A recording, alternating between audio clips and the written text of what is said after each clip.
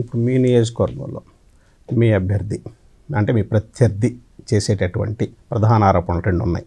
ఒకటి ఏంటంటే మీరు పౌల్ట్రీ రంగంలో మీ మార్క్ మీరు సంపాదించుకున్నారు. అక్కడ పౌల్ట్రీ రంగంలో బాగా బిగినింగ్లో చాలా వేగంగా తీసుకెళ్లారు ఆ రంగాన్ని. ఈ గుడ్ల స్కాము దాణా స్కామ్ ఏంటి? మీకు దండం పెడతాను.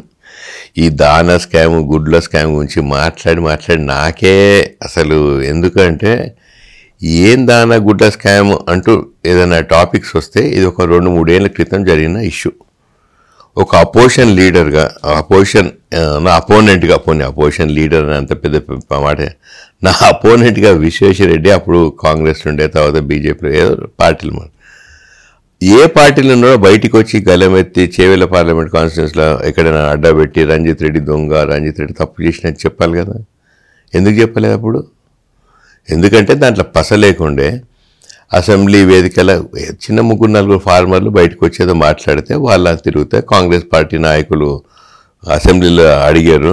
అప్పుడు ఈటల రాజేందర్ గారు బీజేపీలోకి అప్పుడే పోయినట్టున్నాడు. తర్వాత కేసీఆర్ గారు ముఖ్యమంత్రి గారు అప్పుడు కన్సర్న్ మినిస్టర్స్ అందరు నిలబడి మొత్తం ఫ్యాక్ట్స్ అండ్ ఫిగర్స్ చెప్పారు.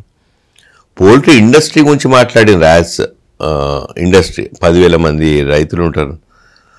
తర్వాత ఆ 45 రైతులు మీకు ప్రెస్ నోట్ రిలీజ్ కూడా ఇస్తాను. వాళ్ళు ఎప్పుడైతే ప్రెస్లో పెట్టిపోయి మాకు అన్యాయం అయిపోయింది అందరు ఇట్లా మామూలు మోసం, వాళ్ళు రంజిత్ రెడ్డి పేరు చెప్పలేదు. మా దగ్గర 2 అసోసియేషన్స్ ఉంటాయి.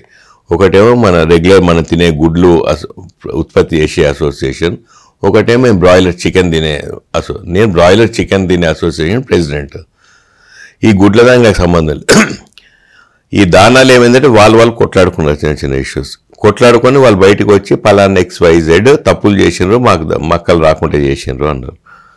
సడన్గా బికాజ్ నేను పాలిటిక్స్లో ఉన్నా కాబట్టి రంజిత్ రెడ్డి దానా స్కామ్ చేసిండు. మొత్తం అక్కడ స్కామ్ వాల్యూ ఎంతో ప్రభుత్వం ఎంత అయితే ఇచ్చిందో అది మొత్తం అంత స్కామ్ అని రాయడం మొదలెట్టారు. దానికి నా పేరేంటే 10,000 మంది రైతులు ఉంటారు, అందరికీ డిస్ట్రిబ్యూట్ చేస్తారు. దానికి ఆ తేట తెల్లమైపోయింది, క్లోజ్ అయిపోయింది. ఆయన ఇప్పుడు వచ్చి తర్వాత గుడ్లు కూడా స్కామ్ చేసిన, అంగన్వాడీ గుడ్లు నేనే అసలు నేను అదే చెప్పాను. ఈ గుడ్లు మనం తినే ఎగ్స్ ప్రొడ్యూస్ చేసే రైతులు అంగన్వాడీ ఆ టెండర్లో పార్టిసిపేట్ చేస్తారు, వాళ్ళు ప్రొడ్యూస్ చేసే గుడ్లు సప్లై చేసుకుంటారు. నాది బ్రాయిలర్ చికెన్, నాది ఈ బిజినెస్ హ్యాచరీ బిజినెస్.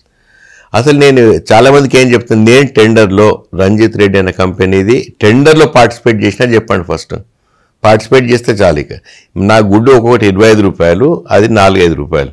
25 రూపాయల గుడ్డు ఎవరైనా తీసుకొని 4-5 రూపాయల టెండర్లో పార్టిసిపేట్ చేస్తాడా? ఏం అడుగుతారు, ఏం మాట్లాడతారు? మీరు జర్నలిస్టులు కూడా అదే పదే అడుగుతారు.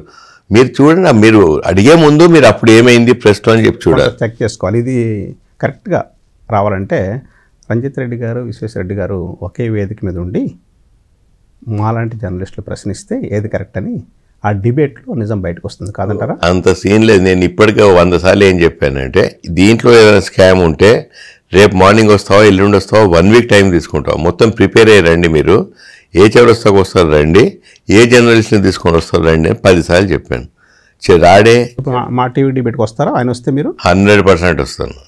ఆయనే 100% నిజాలు అక్కడే తేల్చేయాలి.